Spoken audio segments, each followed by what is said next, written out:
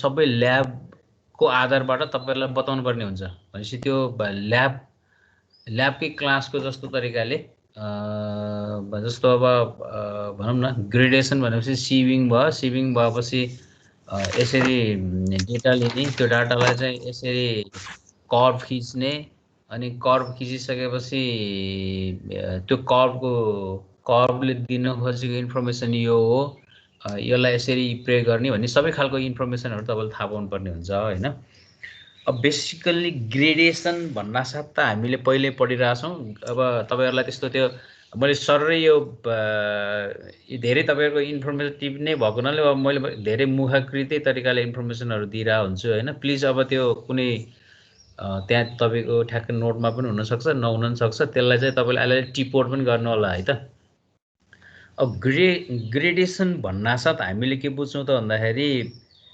ग्रेडेसन means the distribution of the various sizes of particles भन्ने कुरा नै हो हैन भेरियस साइजेस अफ पार्टिकल्सको डिस्ट्रिब्युसन चाहिँ तपाईको कुनै पनि पार्टिकुलर मासमा के रे एग्रिगेटहरुमा कसरी भएको छ त्यो कुराहरु चाहिँ हेर्ने हो हैन अब वास्तवमा हामीले कहिलेकाहीँ त्यो ग्रेडेसन कर्भहरुबाट कुन कर्भ चाहिँ हाम्रो लागि ठ्याक्कै फिट हो हाम्रो युज गर्नको लागि अनि कुन कर्भले चाहिँ अलि तपाईलाई चाहिँ मोर एप्रोप्रिएट इन्फर्मेसन दिन्छ भनेर तपाईले हेर्नु भयो भने त्यस्तो खालको there is no any universal grading curve of the aggregate हो to get satisfactory performance of the concrete various grading of aggregate is obtained हो त्यो चाहिँ हामीले चाहिँ जस्तो तपाईले ओइल ग्रेडेड राम्रो भनेर भन्नुभयो भने ओइल ग्रेड नै साउन्ड सुनि हैन है जस्तो ओइल ग्रेडेड राम्रो हो भनेर भन्नुभयो भने it is not sure that on each lot of your aggregate you can get the well graded त्यस्तो नहुन सक्छ त्यो भएको हुनाले अब हामीलाई ग्रेडिङ कर्भको हिसाबमा डिफाइन गर्ने हिसाबमा पनि यो कर्भ हेर्नुस् त्यो कर्भबाट यति भ्यालु चाहिँ लिनुस् भन्ने त्यस्तो खालको इन्फर्मेसनहरु छैन त्यो भएको हुनाले अब तैपनि हामीले फेरि ग्रेडिङ कर्भहरु निकाल्न चाहिँ पर्छ है त अब ग्रेडिङको कुरा गर्दाखेरि बेसिकली हामीले यो एग्रिगेटको केसमा तपाईको पहिलाको केसमा पनि नहुने हैन एग्रिगेटको केसमा चाहिँ हामी एउटा भ्यालु निकाल्छौं त्यो भनेको फाइननेस मोडुलस हो त्यो फाइननेस मोडुलसको सुरुमै सरी भनिहालेँ त्यो 1000 हैन 100 हो है त्यो फर्मुलामा फाइननेस मोडुलस भनेको cumulative percentage of retained mass हैन cumulative percentage of retained mass to the 100 त्यो चाहिँ फाइननेस मोडुलस हो भनेको अर्को भाषामा भन्दाखेरि के हो त the sum of percentage amount of aggregate retained on each sieve divided by 100 भनेको त्यो त्यसको भाषा है त माथिको भाषा त्यो तपाईले लेख्नु होला है त फाइननेस मोडुलस अफ द एग्रिगेटमा चाहिँ फोकस हुनुस् त्यो पनि एउटा it is the numerical parameter that measures somehow the gradation of the aggregate in a mass हैन तपाईको त्यो कुराहरु हेर्न सकिन्छ फाइननेस मोडुलसबाट अब त्यो फाइननेस मोडुलस भनेको के हो कसरी निकालिन्छ भन्ने इन्फर्मेसनमा जाँदाखेरि जस्ट सिम्पल फाइननेस मोडुलस भन्दा तपाईले के बुझ्नुहुन्छ भने फाइननेस मोडुलस भनेको त्यही पार्टिकल साइजहरु कसरी डिस्ट्रिब्युसन भएको छ त्यसको एभरेज साइज कति हो भनेर इन्फर्मेसन डिल गर्ने एउटा भनौं न न्यूमेरिकल प्यारामिटर हो र त्यो न्यूमेरिकल प्यारामिटर तपाईले कसरी निकाल्नु छ भन्दाखेरि पहिला सिप गर्नुहुन्छ अगाडि हामीले भन्यौ नि सिप गर्दाखेरि जुन रिटेन पर्सेन्टेज निकाल्नु भयो अनि त्यहाँ पासिङ निकाल्ने बेलामा फेरि रिटेनकै तपाईले क्युमुलेटिभ रिटेन निकाल्दिनु भयो भने त्यो क्युमुलेटिभ रिटेनकै सम डिवाइड बाइ 100 भनेको त्यसले भ्यालु दिन्छ त्यो भ्यालु चाहिँ generally the fineness modulus varies for fine aggregate and coarse aggregate like 2 to 3.5 5 to 5.5 के रे 8 सम्म हुन्छ लेख्नुस् त त्यहाँ फाइननेस मोडुलस भनेको के हो भन्ने कुरा बुझ्नु भयो है फाइननेस मोडुलस भनेको it is a index number used to indicate the average size of the particles in the aggregate. एउटा definition त त्यो भइहाल्यो. How to calculate the index number भन्यो भने चाहिँ you can calculate index number by using the formula. This formula FM बराबर sum of the percentage amount of the aggregate retained on each sheet. त्यो भनेको direct के भयो त cumulative percentage retained divide by 100 है. त्यो 1000 हैन, त्यो आफ्नो उसमा लेखिहाल्नु होला. अनि त्यो चाहिँ the value of FM varies from 2 to 3.5 for fine aggregate. त्यो लेख्नु छ है त. भनेको FM varies from 2 to 3.50 for fine aggregate. Similarly, FM बराबर 5.5 to 8 for coarse aggregate, and FM 3.5 to 6.5 all in aggregate, all size aggregate, all in aggregate. एउटै word हो त्यो प्रयोग गर्ने.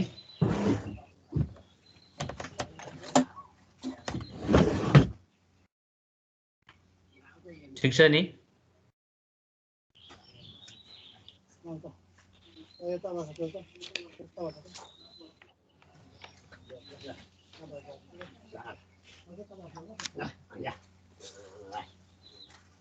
भयो नि हैन.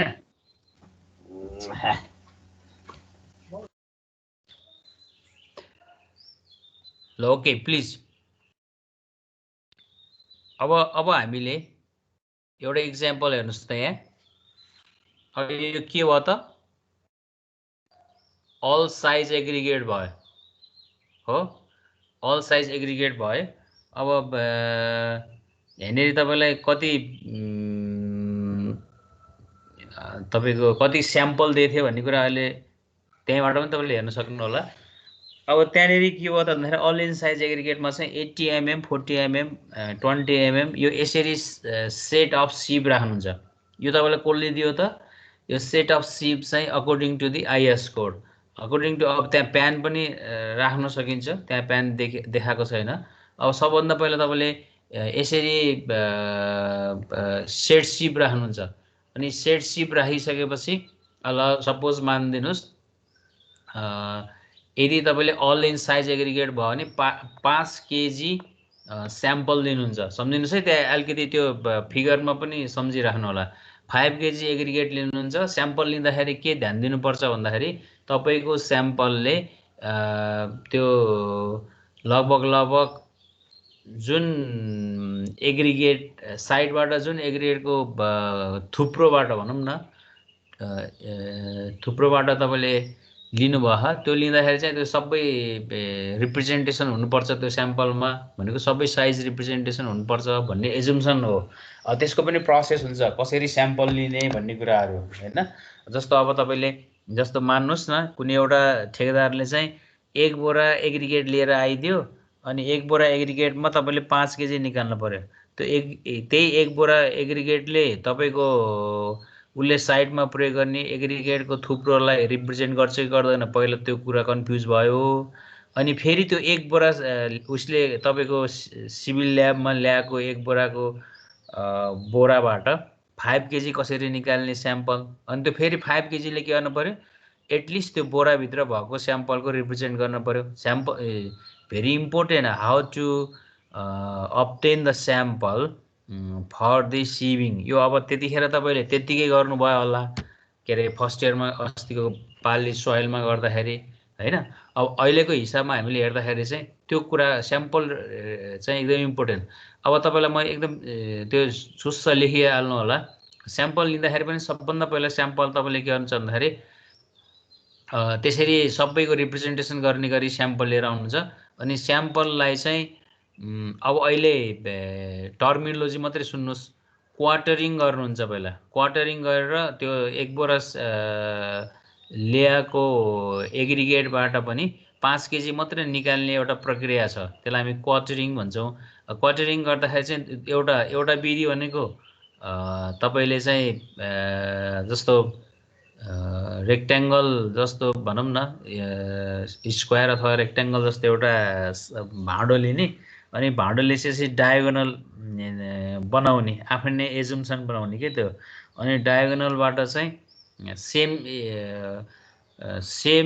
साइडको रिप्रेजेन्ट एउटा साइडको लिने अर्को साइडको नलिने त्यो 4वटा डिभिजन भयो नि अनि फेरि अर्को त्योचोटि गर्दाखेरि 1 केजी आउन सक्छ फेरि अर्कोचोटि गर्ने अर्को केजी आउँछ अनि फेरि अर्कोचोटि गर्ने गरेर त्यसरी क्वार्टरिङ गरेर तपाईले स्याम्पल लिने हो अब होइन तपाईले त्यो म्यानुअल्लीको कुरा भयो त्यो डायगोनल बनाउने भन्ने कुरा हैन त्यो एउटा उसमा लिएर अब तपाईले के रे मेसिन हिसाबमा पनि कहिले स्याम्पल त्यसरी दिएको स्याम्पलबाट क्वार्टरिङ गरेर तपाईलाई 5 केजी मात्रै निकाल्ने खालको प्रक्रिया पनि हुन्छ सबभन्दा पहिला you have to obtain the sample so that the sample should represent the population हो अब तपाईले पपुलेसन भनेको के हो तपाईको त्यो वहाँको एउटा थुप्रो हो त्यो थुप्रोकोबाट तपाईले सबलाई रिप्रेजेन्ट गर्ने गरी लिएर आउनु पर्यो त्यो भनेपछि 1 बोराले गर्दैन भने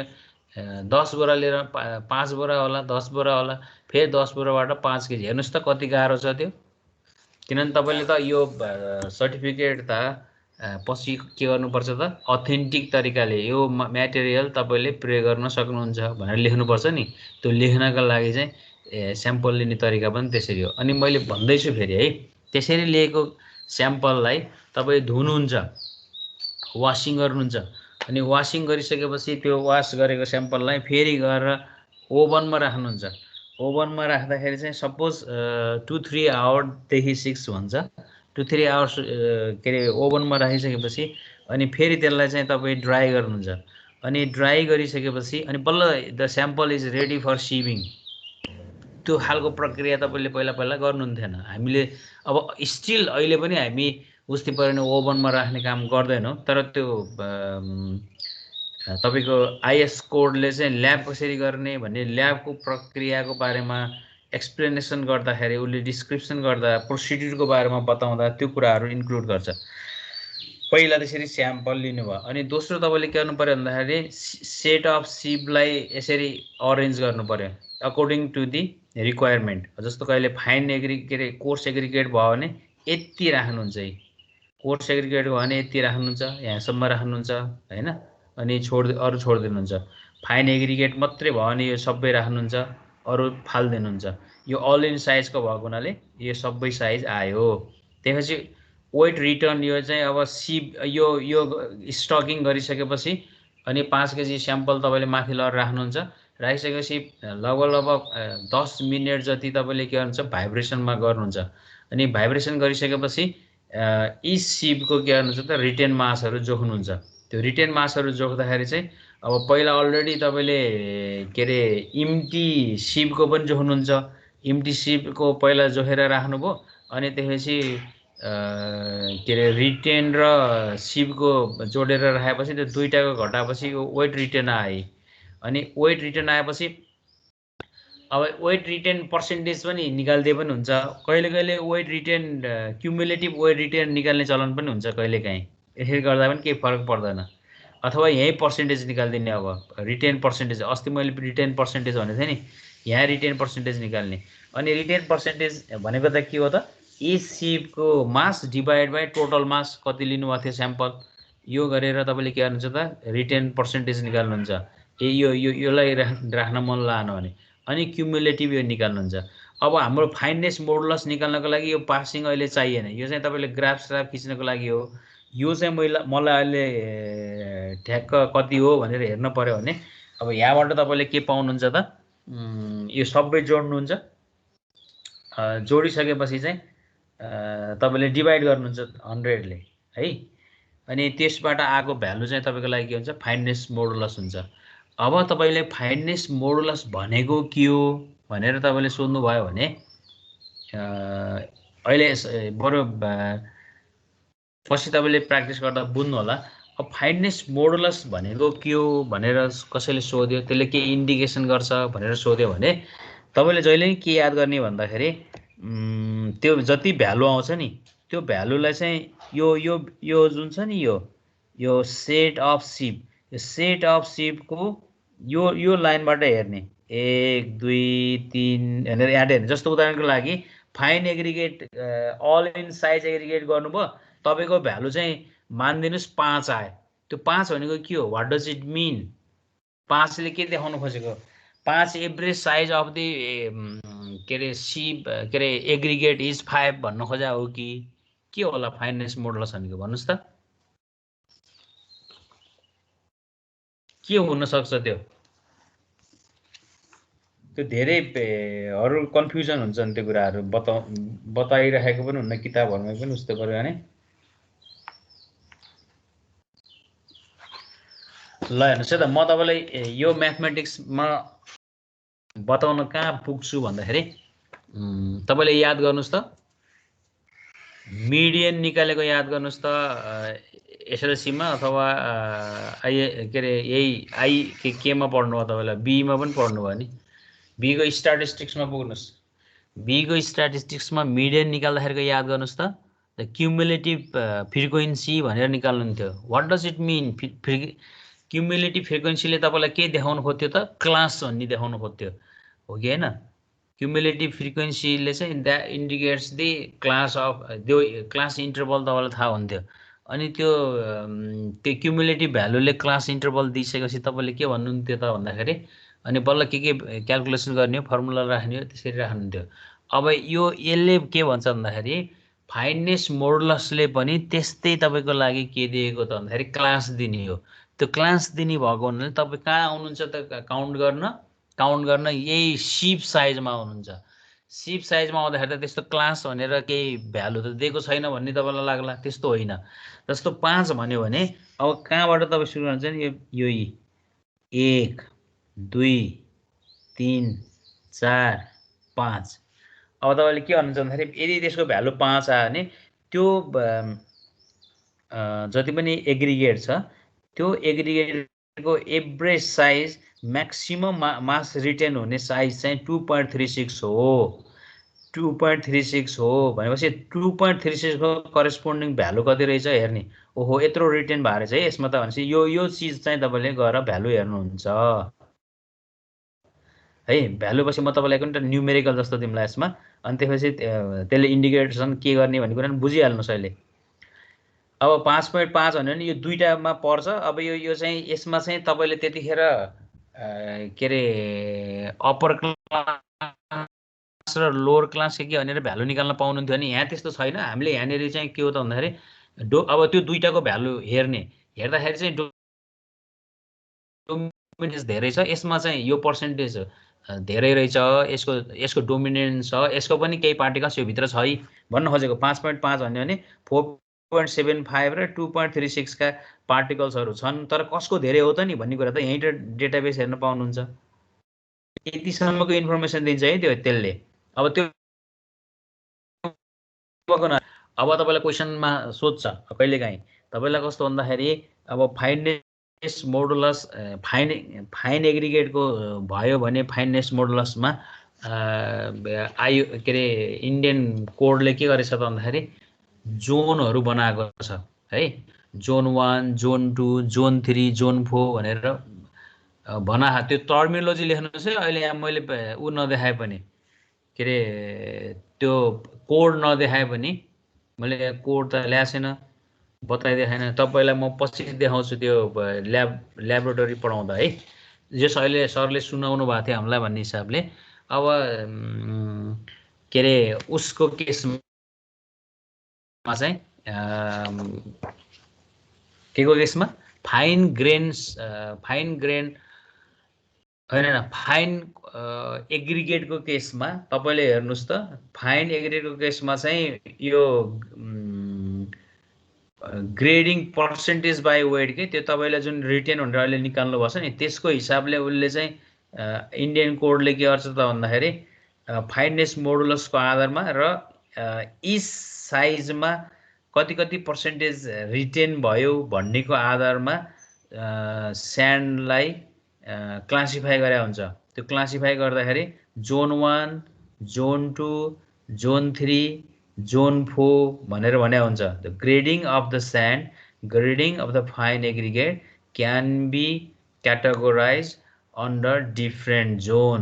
which zone is more important for what purpose भन्ने इन्फर्मेसन चाहिँ एकदम इम्पोर्टेन्ट हुन्छ। तपाईँका सिनियर दाइहरूले थेसिस गर्दा समेत यो जोनिङ गर्ने काम गर्छन्। भनेपछि तपाईँ के बुझ्नुहोस् भने मैले यो किन फोकस गरेर यति धेरै यो मैले सुनिसकेको छु भन्ने चिजलाई पनि रिपिट गराएको छु भने 70% test of the aggregate depends on the सिविङ।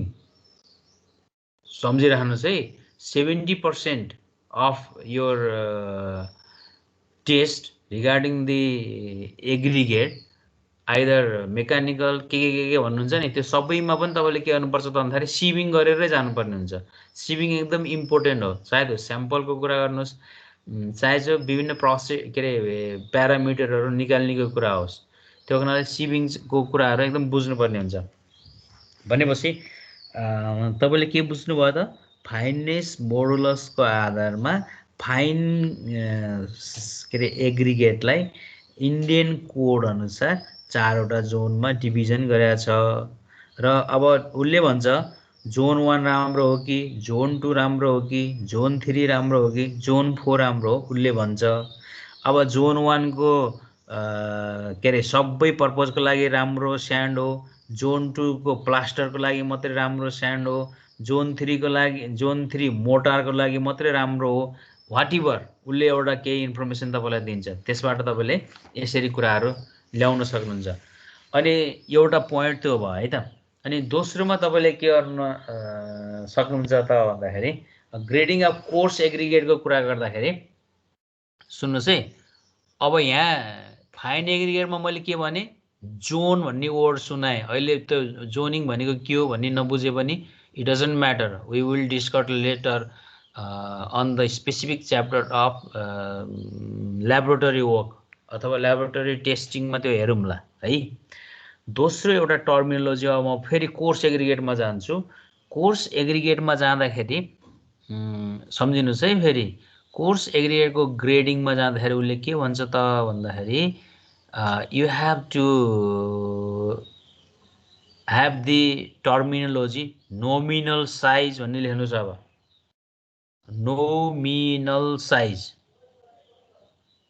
NOMINAL, nominal size.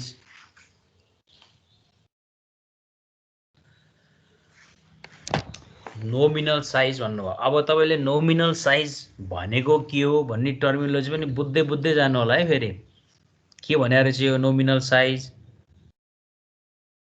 हैन।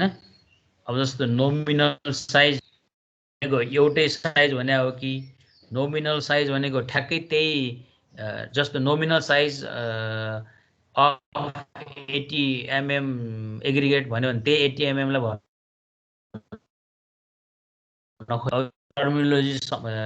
टर्मिनोलोजी सुनिराख्नुहोस् है त अहिले नबुझे पनि। अनि अर्को टर्मिनोलोजी लेख्नुहोस्, single size aggregate.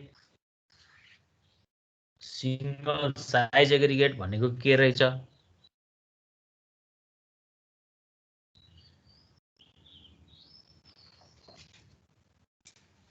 Single size aggregate र नोमिनल साइज एग्रिगेट भने अब यसमा चाहिँ नोमिनल साइज एग्रिगेट र सिंगल साइज। अब नोमिनल साइज एग्रिगेट भनेको अर्थ के हुन आउँछ भन्दाखेरि तपाईलाई कुनै पनि भनौँ न 80 mm देखि 10 mm सम्म राखेको अथवा त्यहाँनेरि 16 mm, त्यहाँनेरि 12.5 mm यस्तोहरू पनि राख्ने चलन हुन्छ।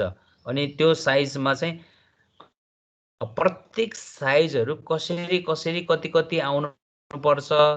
जस्तो 40 नोमिनल साइज भन्यो भने 40 के अरे 40 मा चाहिँ रिटेन भएको 80%, अनि रेस्पेक्टिभ 20, 10, 12.5 मा अथवा 16 मा चाहिँ यति % हैन, अथवा पासिङ भएको भन्न सक्छ, रिटेन भएको भन्न सक्छ हैन। त्यस्तो खालको हिसाबले प्रोपोर्सनल्ली तपाईलाई डिफ्रेन्ट साइजमा के अरे साइज अफ द सिप कसरी एग्रिगेटहरू आउनुपर्छ भन्ने इन्फर्मेसन चाहिँ कोर्स एग्रिगेटमा दिएको हुन्छ है। यति दुईटा कुरा चाहिँ तपाईँले कोर्स र फाइनमा हेर्नु होला। अल इन साइज हामी धेरै त्यस्तो कङ्क्रिटमा युज पनि गर्दैनौँ र त्यो कुराहरू मैले यसमा यति बताएँ। अब यसको चाहिँ तपाईँले पछि कुनै गर्नुपर्ने हुन्छ के अरे ल्याब पार्टमा एग्रिगेटको सबै कुराहरू सिक्नुपर्ने नै हुन्छ। हजुर हजुर सर यो रेकर्डिङ गरिदिनु होला है। मैले कहाँ अहिलेसम्म मैले तपाईँहरूले नै रेकर्डिङ गरिदिनु भएको छ भन्ने एजुम्सन गरिरहेको छु। यहाँ भएन र मैले अहिले यस्तो विचार गर्दै नरहेछ कि सर, गरिदिँदैन ठिक हुन्थ्यो। भएको छ होला। मैले अस्ति पनि तपाईँको त्यो रेड राइट देखेको हुन्छ, तपाईँहरूले गरिराख्नु भएको छ ओके भनेर छोडिदिएको हुन्छ सर। हुन्छ है। अब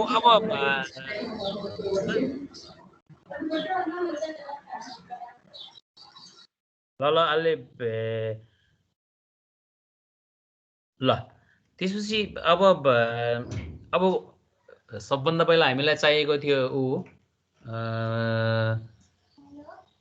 सबभन्दा अब तपाईँलाई कस्तो छ त भन्दाखेरि ग्रेडेसन अफ द एग्रिगेट भन्ने भयो। अब यो बुझिहाल्नु भयो है त। ग्रेडेसनको process of dividing a sample aggregate according to the size is called gradation भनेको तपाईँले पार्टिकल साइज डिस्ट्रिब्युसन कसरी भएर बसेको छ भन्ने इन्फर्मेसन ग्रेडेसनको कुरा भयो। अब ग्रेडेसनले कङ्क्रिट हामी जतिखेर जे पढ्दाखेरि जुन प्रपर्टिज पढ्दाखेरि पनि इन्डिभिजुअल प्रपर्टिजले कङ्क्रिटलाई के असर पार्छ भन्ने कुराहरू चाहिँ एकदम इम्पोर्टेन्ट तरिकाले बुझ्नु होला। अनि कङ्क्रिटको प्रपर्टिज भन्नाले हामीले के बुझेका हौँ त हिजो सम्झिनुहोस् त। What are the concrete properties? कसैले सेयर गर्नुहोस् त। मैले एक गएर बोलिरहेँ। कङ्क्रिट प्रपर्टिज भन्नाले के सुन्नु भयो?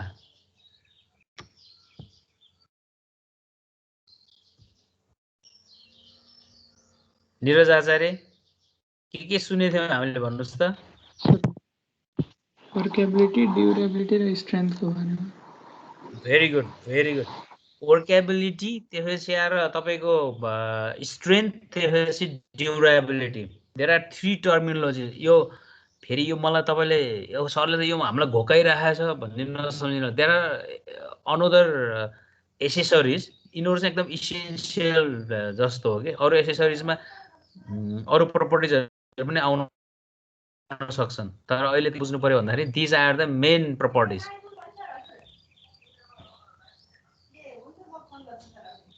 अब यसमा चाहिँ तपाईँले के गर्नु पर्यो त भन्दाखेरि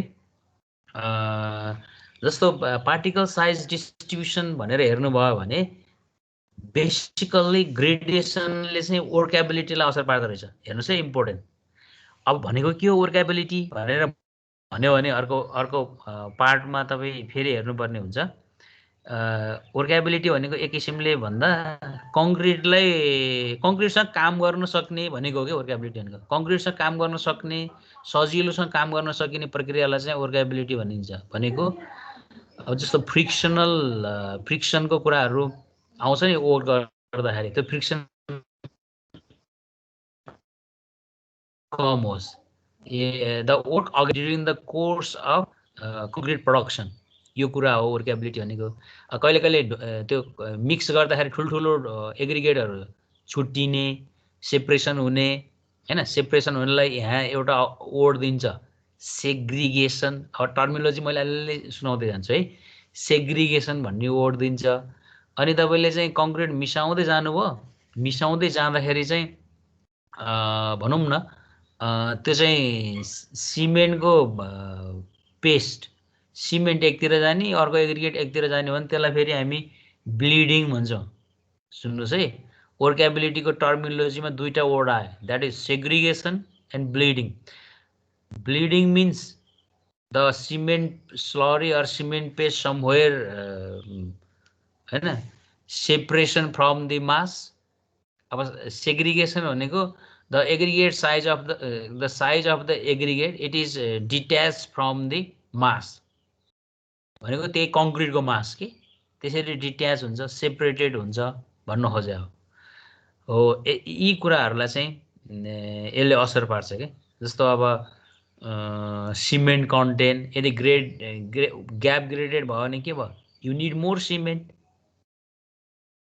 देयर इज भनौँ न मोर देन रिक्वायरमेन्ट भन्ने जस्तो त्यहाँनिर के हुनु पर्यो भोइड रेसियो बढी हुने भयो जब भोइड रेसियो बढी हुन्छ त्यो पछि तपाईँलाई के हुन्छ त के अरे सिमेन्ट कन्टेन्ट हाल्नु पर्यो भोइडलाई बोन्ड बनाउनुको लागि सिमिलरली वाटर डिमान्डको कुरा गर्नुभयो भने अब साइजहरू अब वाटर डिमान्डको कुरा गर्दाखेरि ग्रेडेसनमा पनि कस्तो हुन्छ भन्दाखेरि ग्याप ग्रेडेड भयो भने फेरि त्यो पानीको अहिलेको भोइड भनेकोलाई पानी र सिमेन्ट दुवैले मिलाउने होला भनेपछि त्यसको वाटर डिमान्ड पनि बढ्ने होला हैन अनि paste requirement in the concrete यो यसको लागि पनि यो इम्पोर्टेन्ट नै भइहाल्यो अल्टिमेटली स्लरी बनाउने क्रममा अब एउटा चिज लेखिदिनुहोस् न त यहाँ factor affecting the grading of aggregate भनेर लेख्नुहोस् अब यो थ्योरी जस्तो पनि होइन म्याथमेटिक्स नै हो के अरे एकदम प्र्याक्टिकल इन्फर्मेसन नै हो factor affecting the grading of एग्रिगेटमा नम्बर 1 मा surface area of the aggregate sometimes the shape of the aggregate it defines by the surface area rounded मा कस्तो surface area को के हुन्छ angular मा के हुन्छ हैन त्यसपछि फ्ल्याकी इलोंगेटेड भयो भने के हुन्छ भन्ने तपाईले सुन्नु भएको नि त त्यसको आधारबाट पनि तपाईलाई के हुन्छ भन्दाखेरि ग्रेडिङमा तलमाथि पर्छ अनि relative volume occupied by the aggregate relative volume occupied by the aggregate अनि अर्को पोइन्टमा workability of the mix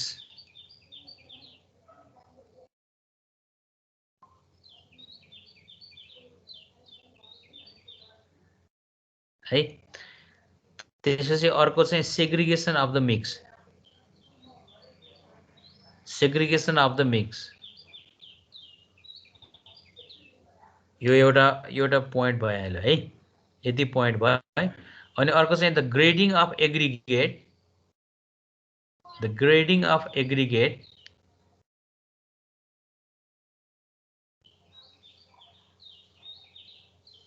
affects properties of the concrete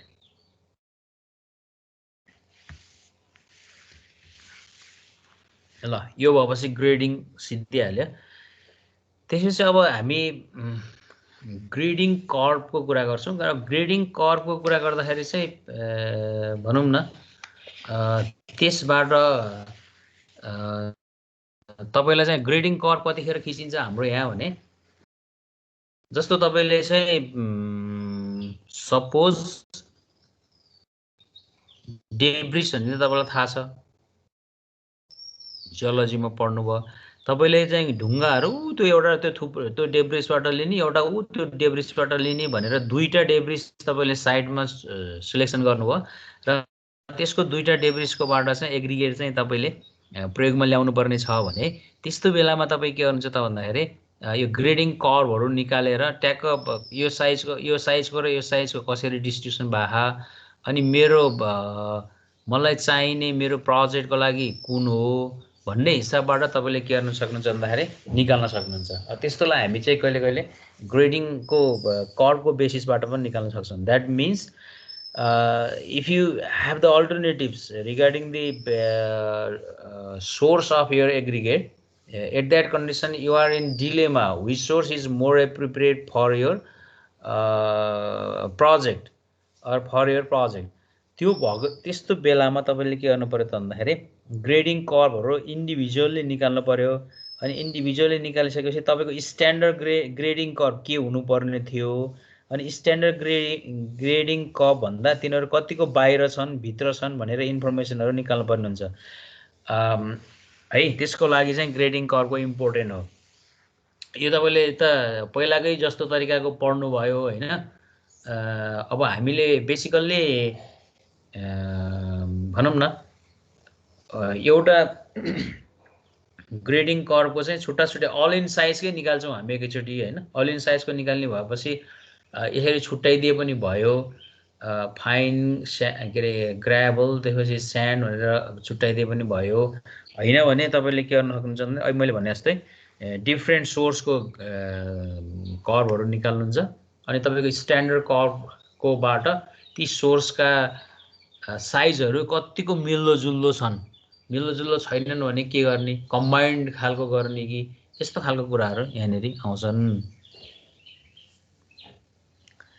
यो त तपाईलाई पहिलाको हिसाबले देखाएको हो। अब यो यसको बारेमा व्हाट डज इट मीन भन्नै पर्दैन। What is well graded, uniform, poorly graded हैन, यस्तो कुराहरु तपाईलाई थाहा छ। अब मात्र तपाईले के बुझ्नुभयो होला भन्दाखेरि the nature of curve shows how the arrangement of your aggregates in a mass, त्यो तपाईलाई एउटा कुरा थाहा हुन्छ। अनि सेकेन्डली चाहिँ what is your requirement of your work, of your project.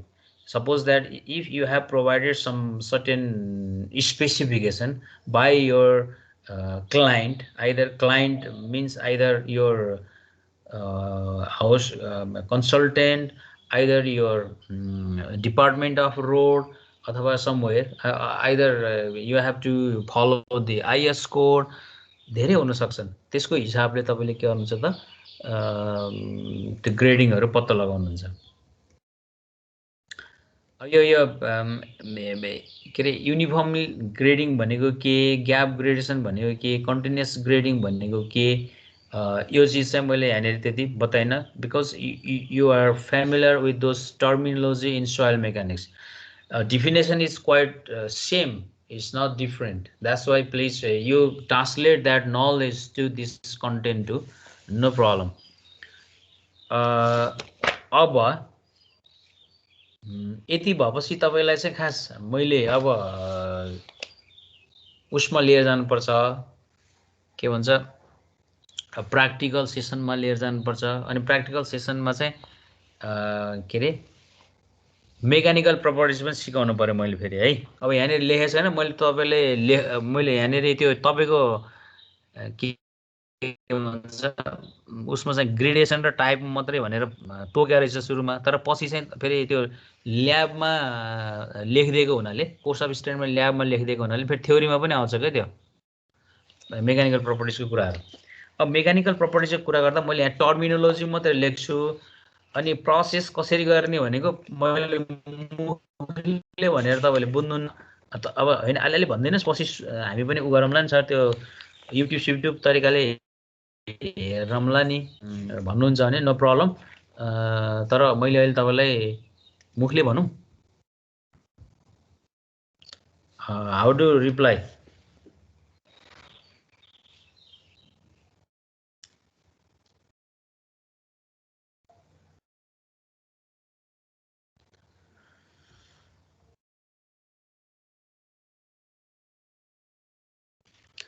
यसलाई यस्तो गरौँला, पछि नै गरौँला।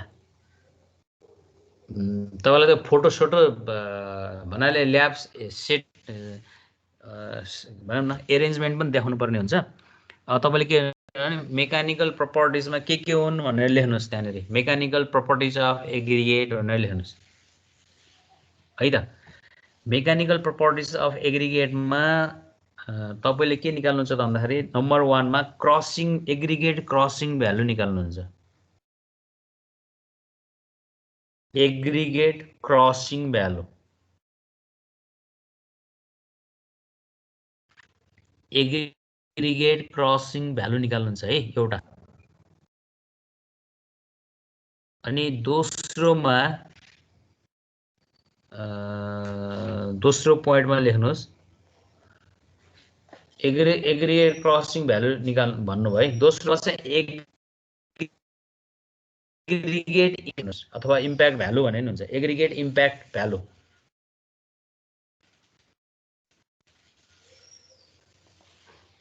Aggregate impact value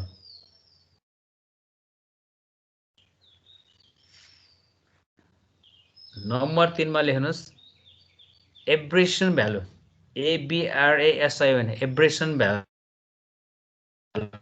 abrasion value.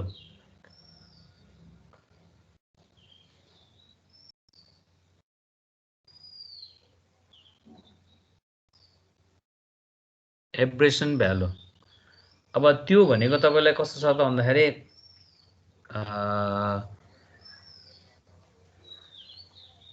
हिजो कि अस्ति मैले तपाईलाई भने जहिले पनि तपाईले के बुझ्नु पर्यो भन्दाखेरि मेकानिकल टेस्ट भन्नासाथ त्यो तपाईको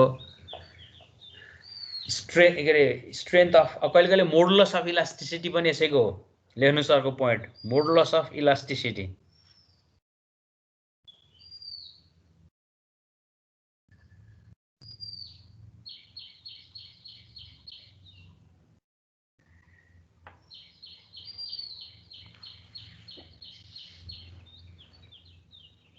ल अब मलाई साथीहरुले बताउनुस् न अब अलिअलि अब अलिकति शेयर गरौँ है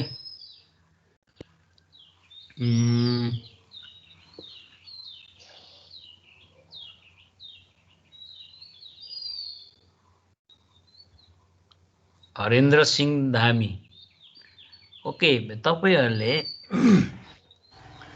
त्यो इट्टाको ब्रिकको क्रसिङ स्ट्रेन्थ अथवा कम्प्रेसिभ स्ट्रेन्थ कसरी निकाल्नु भएको थियो मलाई एकचोटी सम्झना गराउनुस् त ब्रिकको सर ब्रिकको हजुर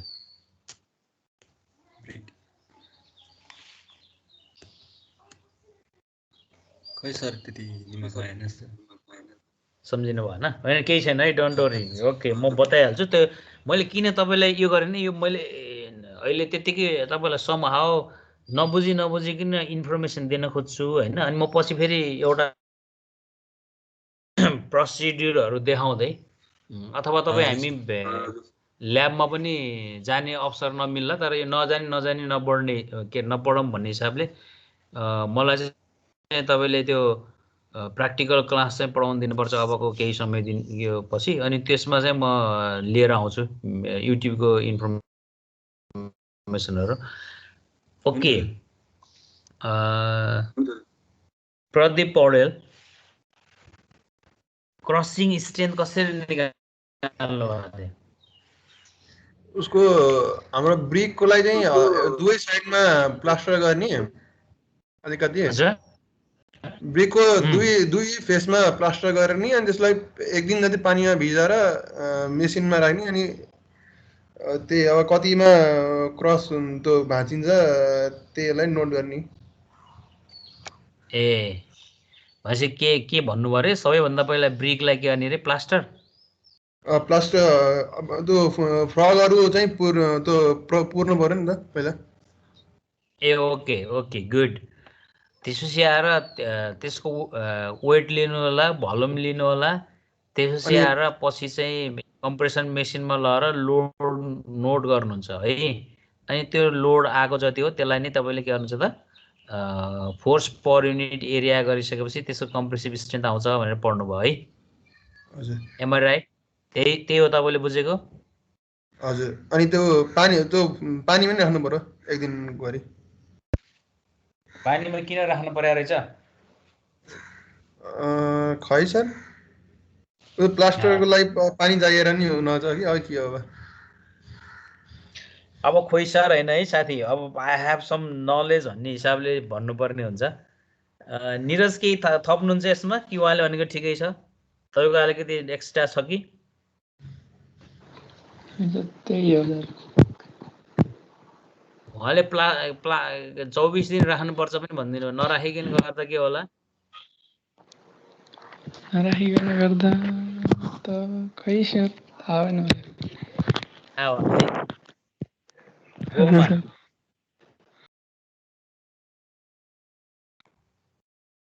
गोमा हजुर सर भन्नुस् त के होला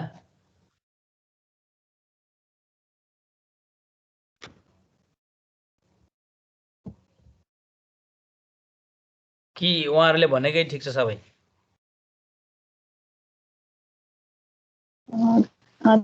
त्यसरी नै गर्ने हो त हजुर अब तपाईहरु थर्ड इयरमा हो है एकदम किन हो कसरी हो केका लागि हो यो भएन भने के हुन्छ होला, भयो भने धेरै भयो भने फेरि के हुन्छ होला। Please such type of queries you yourself set your mind. अब चाहिँ त्यसरी है, हिजो अस्ति जे भए पनि। प्रतीक्षा अर्याल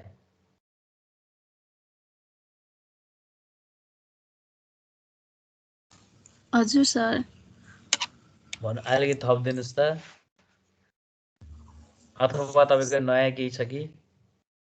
सर प्रोसिडियर चाहिँ त्यही पहिला सुरुमा ब्रिकलाई चाहिँ पानीमा भिजाउँछौँ।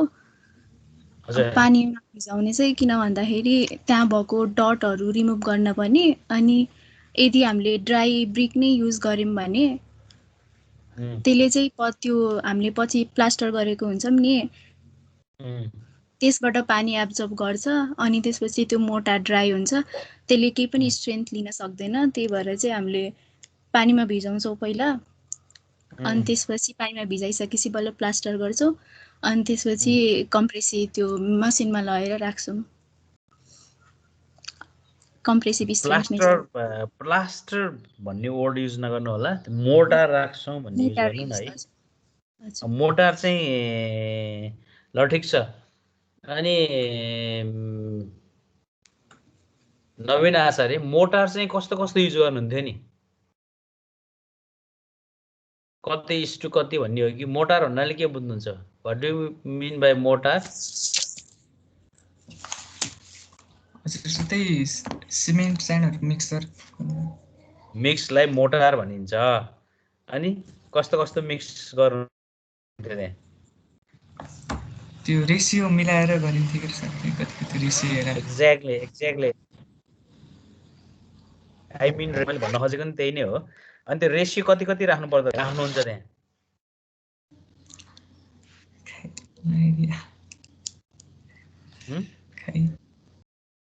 खै सर भुलियो त्यो थाहा भने ओके ल एकदम जस्ट एनीवे तपाईले यतिको इन्फर्मेसन भयो भने मलाई अब त्यो के एकैचोटि मैले क्रसिङ भन्ने वर्ड युज गरेँ भने तपाईँले नबुझ्नु होला भने म त्यताबाट घुमाउँदै क्रसिङमा गएको। अब नलेज क्लियरै छ, तपाईँलाई आइहाल्छ।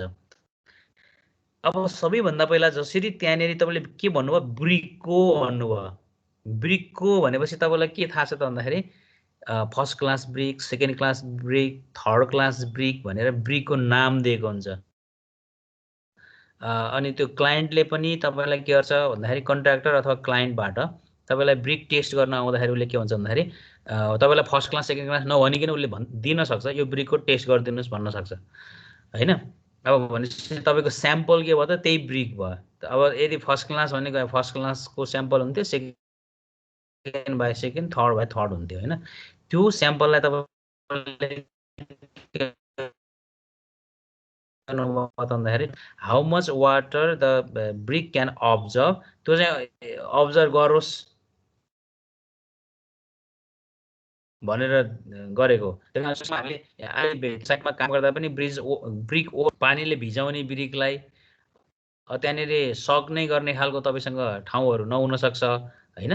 अब त्यो कुनै कुनै साइडमा मात्रै त्यस्तो होला, न त त्यो गरिँदैन प्र्याक्टिकल्ली। त्यो भएर धेरै पानी हाल्नुपर्छ भन्नुको मिनिङ पनि त्यही हो। अनि त्यहाँनिर म्याक्सिमम वाटर एब्जर्प्सन कति रहेछ भन्ने पनि पत्ता लगाउनु पर्यो एउटा। अनि दोस्रो चाहिँ त्यसको स्ट्रेन्थ कति रहेछ भन्ने उद्देश्यले हो। स्ट्रेन्थ लगाउँदाखेरि तपाईँले त्यो पहिला त्यसको फर्कहरूलाई एउटै स्मुथनेस सर्फेस बनाउने हिसाबमा मोटा राख्नुहुन्छ। अनि मोटा राख्दाखेरि चाहिँ अब compressive strength of the brick निकाल्ने हिसाबले भन्दाखेरि 1:2 को रेसियोमा राख्नु होला होइन। अनि होइन मोटारको हिसाबमा जानु भने 1:3 को राख्नु होला।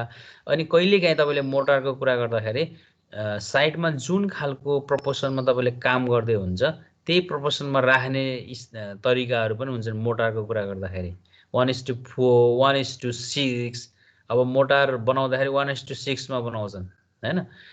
त्यो खालको हिसाबले हेर्ने चलन छ र त्यसरी गर्ने छ। अनि त्यसपछि तपाईँले क्रसिङ उसमा लिएर जानुहुन्थ्यो, कम्प्रेसन मेसिनमा जानुहुन्थ्यो अनि गर्नुहुन्थ्यो। हो ल अब यसमा मैले स्टेप भनिनँ, मुखले भन्दाखेरि if you wish to write some information please note down yourself, otherwise भोलि म फेरि पनि देखाउँला, तर यो एकदम यो टपिक्स अहिले लामो नै छ। फेरि तपाईँले यो फर्स्ट च्याप्टर भनेको धेरै चिजलाई सपोर्ट गर्ने हो। जस्तो तपाईँ यहाँनिर अहिले तपाईँले वाटर सिमेन्ट रेसियो भन्ने पढिसक्नुभयो, त्यहाँ पछि टर्मिनोलोजी मात्रै छ होइन। अब यसमा के गरौँ भन्ने, क्रसिङ स्ट्रेन्थ निकाल्दाखेरि सबभन्दा पहिला स्याम्पल कसरी बनाउने। You have already have the brick चाहिँ पहिला मैले स्याम्पल कसरी बनाउने भनेर बुझ्छु। स्याम्पल कसरी बनाउने भन्दा अब लेख्नुहोस् त्यहाँ 12.5बाट पास भएको, 10मा रिटर्न भएको। म त मुखाकृत भन्छु किनभने मैले त्यो ल्याबमा पनि गरेको छु, तपाईँहरूलाई सिकाउन पनि गरेको छु, र प्रोफेसनल्ली पनि अरूहरूले क्लाइन्टले ल्याएको मेटेरियलहरू पनि गरेको छु। त्यो कारणले 12.5बाट पास भएको र 10 mm मा रिटर्न भएको पहिला त्यो तपाईँलाई त्यो स्याम्पल जहाँ त कन्ट्र्याक्टरले अथवा क्लाइन्टले दिएको छ त्योबाट तपाईँले के गर्नुहुन्छ भन्दाखेरि सिप गर्नुहुन्छ। हामीले चाहिँ ल कोत्रेको एकदमै राम्रो छ त्यसलाई प्रयोग गर्छन् रे सबै पोखराका मान्छेहरूले भनेर कोत्रेको एग्रिगेट र बालुवा ल्याएर टेस्ट गरेका थियौँ हामीले चाहिँ है, तपाईँलाई ल्याब गर्दाखेरि होइन। कुनै बेला हामीले सेतीको ल्याएर गरेका थियौँ, सेती खोलाको। कुनै बेला रिभर बेडमा त्यो मान्छेहरूले निकालेको ल्याएर हेरेका थियौँ। कुनै बेला क्रसरले बनाएको ल्याएर हेरेका थियौँ, त्यसरी गरेका छौँ है। अब भनेपछि के गर्नुभयो तपाईँले 12.5बाट पास, 10मा रिटर्न भएको पहिला स्याम्पल बनाउनु भयो, ठिक छ। अनि त्यो स्याम्पल बनाइसकेपछि तपाईँले के गर्नु छ त भन्दाखेरि त्यो स्याम्पललाई एउटा क्युबमा लगेर राख्नुहुन्छ। क्युब मोल्ड भन्ने हुन्छ यसको पनि है। क्रसिङ टेस्टको लागि एउटा क्युब मोल्ड हुन्छ। अनि त्यो मोल्डमा लगेर राख्नुहुन्छ। अनि मोल्डमा लगेर राखिसकेपछि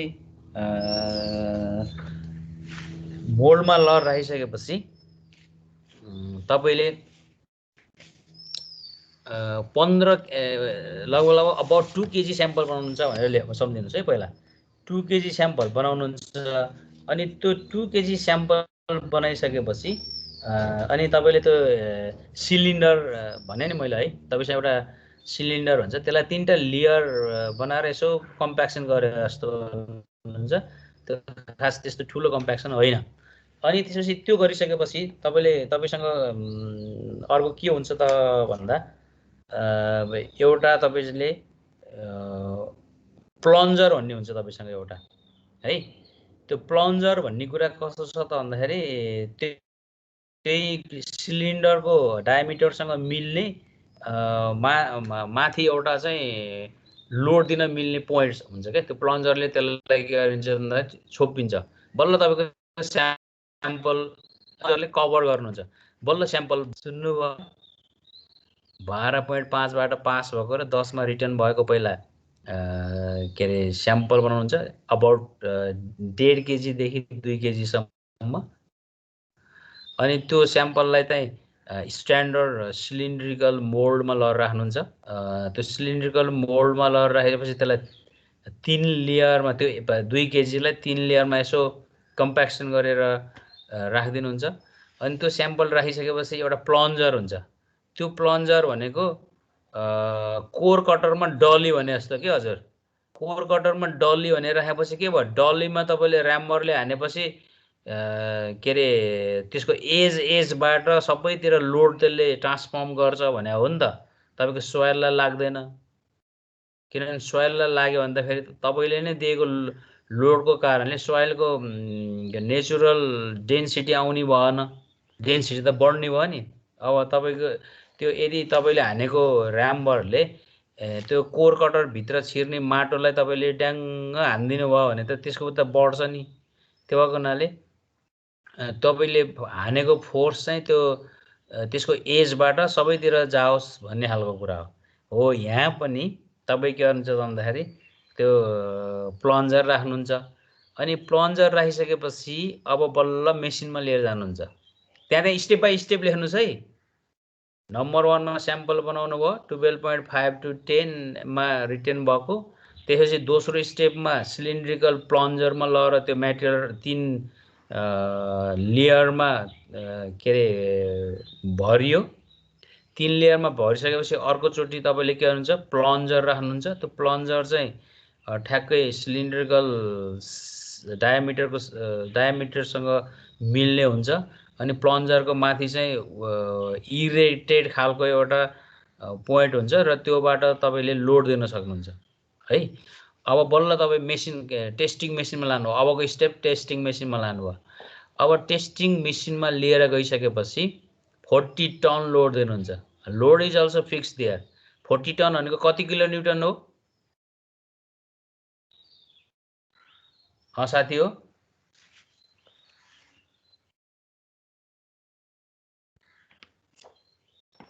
$40 टन भनेको कति किलो न्युटन हो?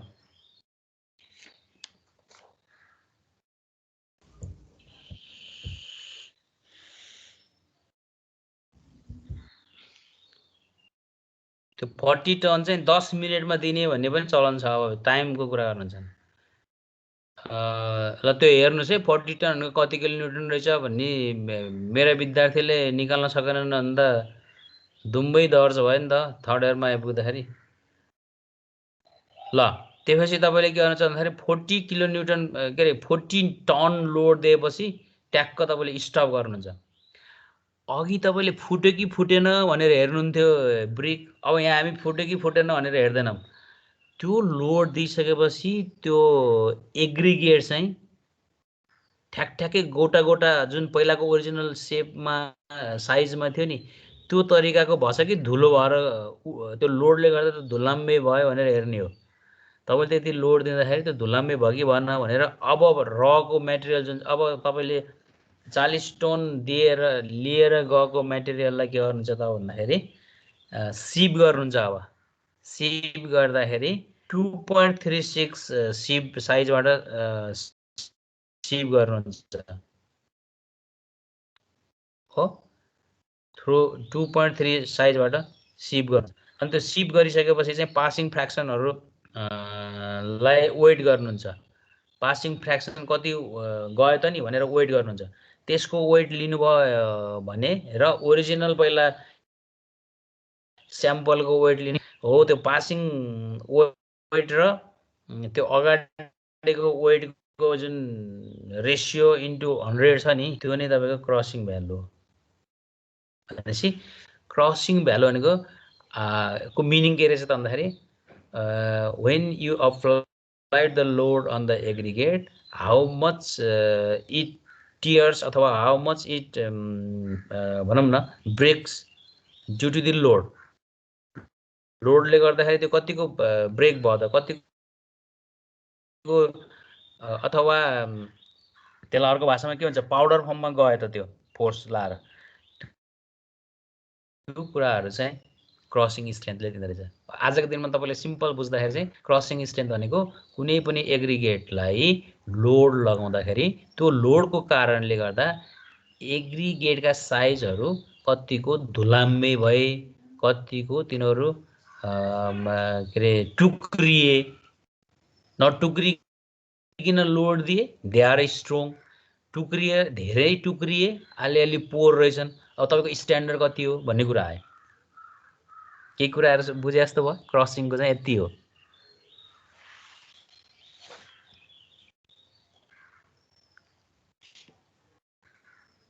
है त ल अब अर्को पोइन्टमा इम्प्याक्ट एग्रिगेट इम्प्याक्ट स्ट्रेन्थ अथवा इम्प्याक्ट भ्यालु जे भन्नुहोस्। अर्को पोइन्ट इम्प्याक्ट भ्यालु हो। अहिलेको फोर्स तपाईँको कन्स्ट्यान्ट स्ट्याटिक फोर्स जस्तो थियो। 10 मिनटमा ट्याक्क लर हाल्नुहुन्थ्यो। अब इम्प्याक्टको कुरा आयो। सुन्नुहोस् है अब इम्प्याक्टमा के हो भन्ने कुरा। अहिलेको कुरा के समझ हेर्नुहोस् त सिप साइज 3टा आए। कुन कुन आयो नि सिप साइज?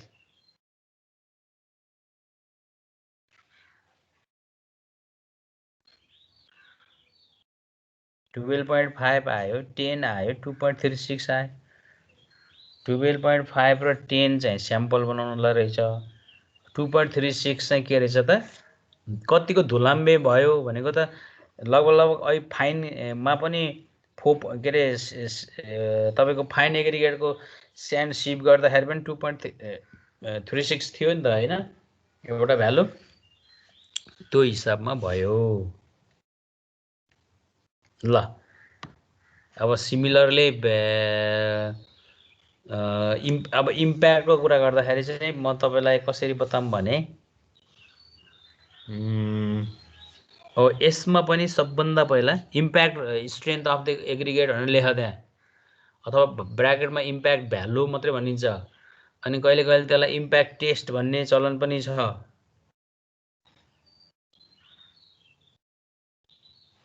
सबभन्दा पहिला कोर्स एग्रिगेट बेसिकली 12.5 mm बाट 100% पास अनि 10 mm मा 100% रिटर्न भएको स्याम्पल बनाउनुहुन्छ पहिलो काम स्याम्पल चाहिँ उही अगाडिको जस्तै भयो अब दोस्रो काम यसमा पनि एउटा सिलिन्ड्रिकल मोल्ड हुन्छ सानो about 300 to 400 ग्राम के अरे स्याम्पल बनायो हुन्छ यसमा बडा गाह्रो हुन्छ साथी यति स्याम्पल बनाउन त्यहाँ बुझ्नुभयो त्यो स्याम्पल बनाइसकेपछि त्यो मोल्डलाई अनि तपाईले कहाँ लिएर जानुहुन्छ त भन्दाखेरि इम्प्याक्ट मेसिनमा लिएर जानुहुन्छ इम्प्याक्ट मेसिन हुन्छ त्यहाँ अनि इम्प्याक्ट मेसिनमा त्यो मोल्ड के अरे इम्प्याक्ट मेसिनमा चाहिँ अनि इम्प्याक्ट लोड दिनुहुन्छ कि माथिबाट फल हुने लोड इम्प्याक्ट लोडमा के थियो पोटेन्शियल इनर्जीले लर ब्लो गर्छ भनेर पढ्नु भयो नि त स्ट्रेन्थ अफ मटेरियलमा हैन र हो अब त्यो इम्प्याक्ट लोडले लगाइसकेपछि अनि त्यसमा कतिको त्यो इम्प्याक्ट लोड गर्दाखेरि तपाईले चाहिँ कति लोड जाँदो रहेछ के अरे कतिको धुलो हुँदो रहेछ भनेर हेर्नु यसमा पनि फेरि 2.36 बाट सिभिङ गर्नुपर्छ अनि यसको पनि रेशियो निकाल्ने हो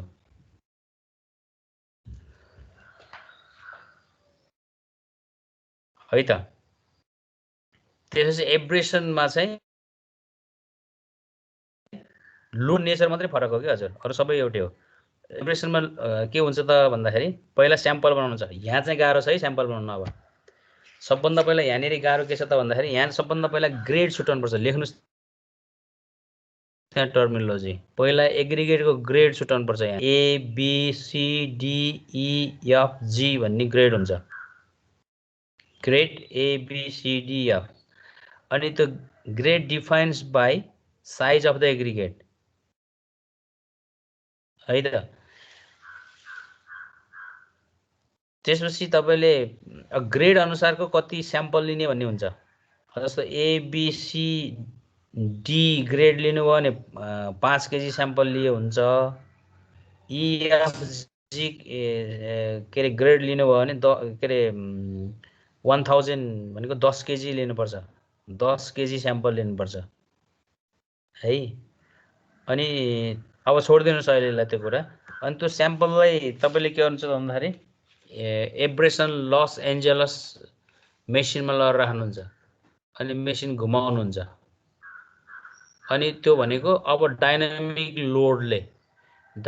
लोडले गर्दाखेरि त्यो एग्रिगेट कतिको धुलो हुँदो रहेछ त भन्ने भयो डाइनामिक लोड आउने भनेको कहाँ हो यदि हामीले रोड बनाउँदैछौँ भने रोडको माथिल्लो लेयरमा डाइनामिक लोड आउँछ जतिखेर पनि गाडीहरू गुडै गरेका छन् भनेपछि त्यतिखेर त्यो माथिल्लो वेयर के अरे एग्रिगेटले के गर्छ त वेयर एन्ड टियर त्यो डाइनामिक लोडको लिन्छ अब तपाईले बगिरहेको पानीको ठाउँमा वेयर बनाउनु भएको छ ड्याम बनाउनु भएको छ भने त्यहाँनेरि युज हुने कङ्क्रिटमा पनि रहेको एग्रिगेटले त्यस्तो खालको लोडहरू लिन्छ हो त्यस्तो लोडहरू लियो भने सकेसम्म तपाईले के गर्नु पर्यो त भन्दाखेरि त्यो ठाउँमा अथवा कहीँ तपाईले पार्किङ बनाउनुहुन्छ घर वरपर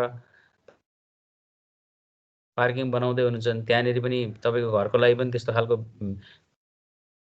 धेरै ठुलो खालको भनौँ न भेहिकलहरू अनि त्यो पार्किङ बनाउनु भयो कुनै घर अगाडि ठुलै खालको भने त्यस्तोमा चाहिने भयो अनि कहीँ मेसिन बनाउँदै हुनुहुन्छ तपाईले अन्डरग्राउन्डमा अथवा ग्राउन्ड फ्लोरमा मेसिन भएको ठाउँमा पनि चाहियो जस्तो हाइड्रो पावरको त्यो जति पनि हेड के अरे तल त्यो पावर हाउसनेरिको ट्रान्समिसन लाइनको के देखाउँछ नि त्यो ठाउँहरुकोमा बनाउनु पर्यो भने टर्बाइन राखेको ठाउँमा बनाउनु पर्यो भने त्यहाँ त जतिखेर पनि भाइब्रेसन आउँछ। यो सबै कुराहरुको भएको ठाउँमा तपाईले यो टेस्ट गर्नुहुन्छ। ल यति गरिसकेपछि अब तपाईले के अरे एग्रिगेटमा अर्को भनेको तपाईले अस्ति साथीभाइकै हिसाबमा भन्नुभएको थियो नि यो मेकानिकल प्रपर्टी चाहिँ तिनै भए है। अर्को चाहिँ केमिकल प्रपर्टिजमा मैले एउटा टर्मिनोलोजी तपाईलाई भने नि डेलिटेरियस मटेरियल इन एग्रिगेट। डेलिटेरियस भनेको तपाईको नचाहिने मटेरियलहरु जुन मटेरियलले के गर्छ त भन्दाखेरि कंक्रिटको लङ टर्म परफर्मेन्सलाई असर पार्छ, ड्युराबिलिटीलाई असर पार्छ है। त्यसपछि आएर विभिन्न रियाक्सनहरु जेनेरेट गर्न खोज्छ। तपाईले पछि कार्बोनेसन भन्ने पढ्नुहुन्छ हेर्नुस् त, यही आजकै च्याप्टरबाट सुरु भयो त्यो। कार्बोनेसन पढ्नुहुन्छ, अल्काली एसिड रियाक्सन भनेर पढ्नुहुन्छ, सल्फोनेसन सल्फरले एट्र्याक्ट गर्ने सल्फर एट्र्याक्ट भनेर पढ्नुहुन्छ भने त्यो सबै चीजलाई चाहिँ यो एग्रिगेटको डेलिटेरियस मटेरियलले असर पार्छ। अब त्यो पहिलो कुरा के लेख्नुस् भन्दाखेरि डेलिटेरियस मटेरियल्स भन्ने चीज चाहिँ तपाईको लागि केमिकल प्रपर्टिज हो। त्यसमा चाहिँ हामीले कस्तो भन्दाखेरि अब अर्ग्यानिक म्याटरहरु अनि त्यसपछि आएर जस्तो हार्मफुल केमिकल्सहरु अनि त्यसपछि तपाईको कोलोइड्स पार्टिकल्सहरु सिल्टहरु त्यसपछि यो क्रस डस्टहरु यस्तो भयो भने तिनीहरु चाहिँ केमिकलले एक्टिभ हुन्छ। यो कुरा एउटा पार्ट भयो है। अनि दोस्रो भनेको साउन्डनेस अफ एग्रिगेट। साउन्डनेस अफ एग्रिगेट भनेको भोल्युम चेन्ज हुने फेनोमेनन। भोल्युम चेन्ज हुने फेनोमेना भनेको यो चाहिँ इन्भाइरोमेन्टल कन्डिसनको कारणले पनि भोल्युम चेन्ज हुने फेनोमेनन हुन्छ। फ्रिजिङ एन्ड थॉइङ हुने खालकोमा, टेम्परेचर चेन्ज भइराख्ने थर्मल चेन्जेसको कारणले गर्दा, अनि कहिलेकाहीँ अल्टरनेटिभ वेटिङ एन्ड ड्राइङ, कहिले घाम लाह कहिले पानी लाह के अरे पानी आछ, त्यस्तो ड्राई वेट भयो भने पनि त्यो साउन्डनेसहरु एग्रिगेटको साउन्डनेसहरु चेन्ज हुन्छ हैन। अनि त्यो चीज चाहिँ साउन्डनेस चेन्ज हुनु भनेको फेरि अल्टिमेटली के हो त केमिकलले एक किसिमको डिफेक्ट हो।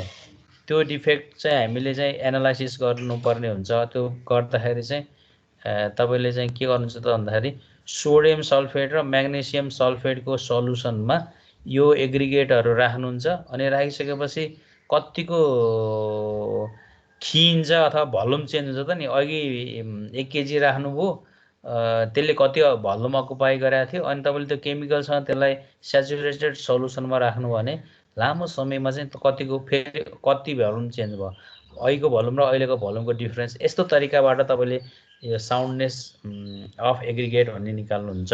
साउन्डनेस अफ एग्रिगेट भनेर लेख्नुस् त्यहाँ। अब त्यो कसरी अलिअलि बताउँला। त्यसपछि अल्काली एग्रिगेट रियाक्सन भनेर लेख्नुस् केमिकलमा। अल्काली एग्रिगेट रियाक्सन यो यसरी हामीलाई तपाईलाई यतिको बताइदिसकेपछि अनि इन्फर्मेसन के हुन्छ त भन्दाखेरि त्यो भोलि पढ्नलाई पनि सरले यति भन्नुभएको थियो मैले यो चीज त हेर्नुपर्छ भन्ने तपाईलाई आउनु पर्यो के। त्यसपछि अर्को पार्ट छ थर्मल प्रपर्टिज। अस्ति त तपाईले भन्नुभएको थियो नि थर्मल प्रपर्टिज। थर्मल प्रपर्टिजमा बेसिकली हामी दुईटा चीजहरु हेर्छौं। एउटा चाहिँ कोफिसिएन्ट अफ थर्मल एक्सपान्सन। अब कोफिसिएन्ट अफ थर्मल एक्सपान्सन को कुरा गर्दाखेरि चाहिँ अब बेसिकली यो चाहिँ कस्तो हो त भन्दाखेरि रकहरुको टाइप अनुसार नै कहिलेकाहीँ रकको पनि तपाईले पढ्नु भएको थियो नि एक्सपान्सिभिटी अल्फा चाहिँ ग्रानाइटको, बसाल्टको, लाइमस्टोनको, मार्बलको फरक हुन्थे।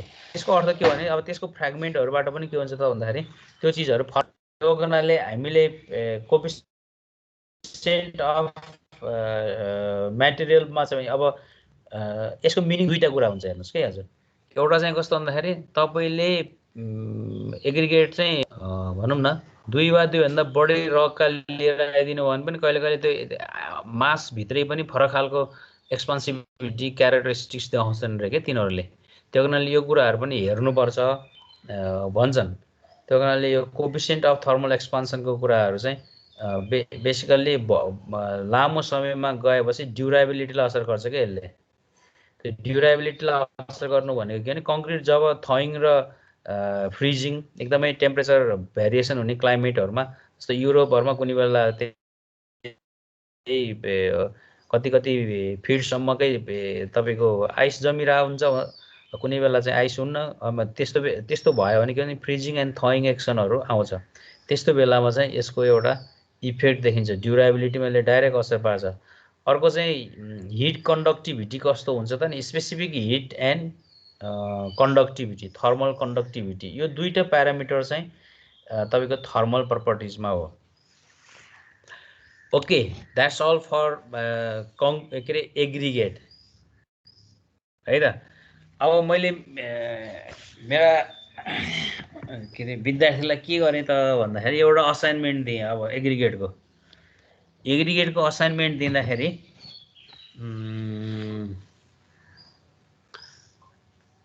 तपाईँहरू चाहिँ 8 जना हुनुहुन्छ है। त्यो सर्वेमा बस्दाखेरि कतिजना बस्नुहुन्छ? सर्वेको ग्रुप कि 6 जना कि 8 जना? 8 जना हो सर। 8 जना है। तपाईँलाई ग्रुप वर्क दिँदा मजा कि इन्डिभिजुअल वर्क दिँदा मजा, त्यो पनि यसो सुनौँ न।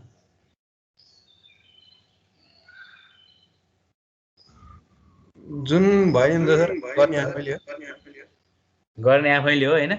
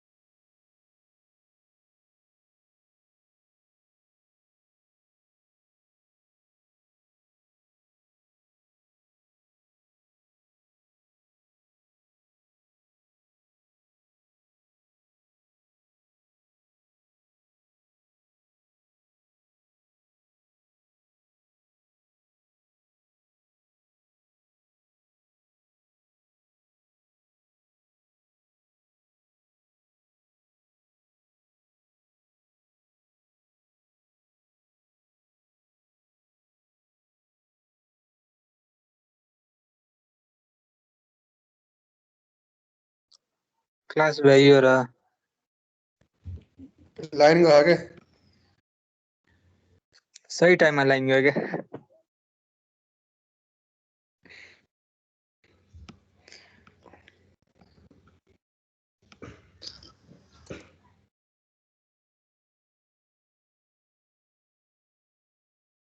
CR, hello CR BCR, assignment cancel करोगे?